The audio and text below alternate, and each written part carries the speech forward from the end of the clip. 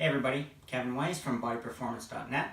Today we're going to talk about how you can improve your bench press or your overhead press using lighter weights and different exercises beyond the overhead press with a barbell and the bench press with a barbell. So one of the things that happens if people develop a problem with their shoulder, the grip also gets affected in that side or both sides, and also their actual performance of the lift starts changing as they try and compensate for their problems. So a simple way to, not necessarily a simple fix, but a way that can help and show you if you're having an issue is using a lighter kettlebell and doing a bottoms up press. And I've seen many people do these overhead, which is great, and that's what I'm going to show as well for the overhead press. But I also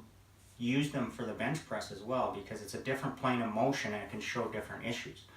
So I'm going to do these seated, but you could do them standing, you could do them kneeling, however you want to do. You want to make sure that you have a light enough kettlebell that you can actually do the lift. That's obviously important. And the one problem that you can run into is some of the really light kettlebells, the handle is too small. You simply can't grip it that well. So I have a smaller kettlebell than this, but the handle is too small. So this is a 12 kilo one, so for a lot of people it would be too heavy. So you might be able to get a lighter one, but make sure that the handle is big enough that you can grip it effectively so that you can hold it in this position. And now from here, you simply keep the kettlebell bottom facing up. That's why it's called a bottom up press.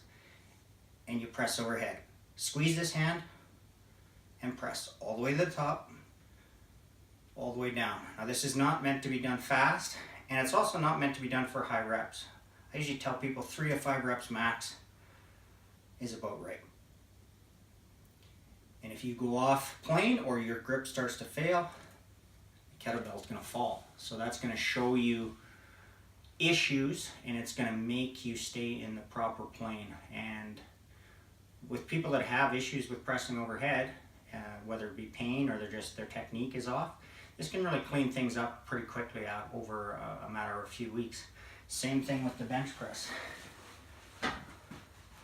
Now if you're going to do it with the bench press, I recommend when you first start doing it, use a spotter. If you're not used to the exercise, because you don't want to drop it on your face. That should be fairly self-explanatory, but I've said it. So I start this way, squeeze the kettlebell hard. Keep this hand here as a guard if you need it, but get your back into the same position as you would be for bench pressing.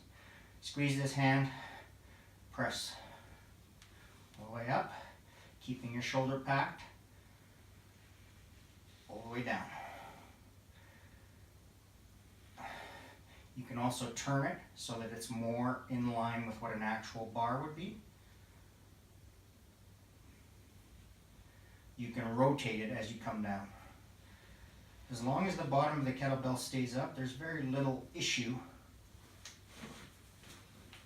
with how you actually move your hands. Some people might have to rotate a little bit more to have less pain, whatever you have to do. As long as you keep the bottom of the kettlebell up, you keep control of it, use a full range of motion, and be safe. And make sure that you have someone either spotting you or you're experienced enough with it that you know if you're starting to lose it that you can get away from the kettlebell or save it with your other hand. So, Kevin Weiss from bodyperformance.net. Hope this helps you out. Talk to you again soon.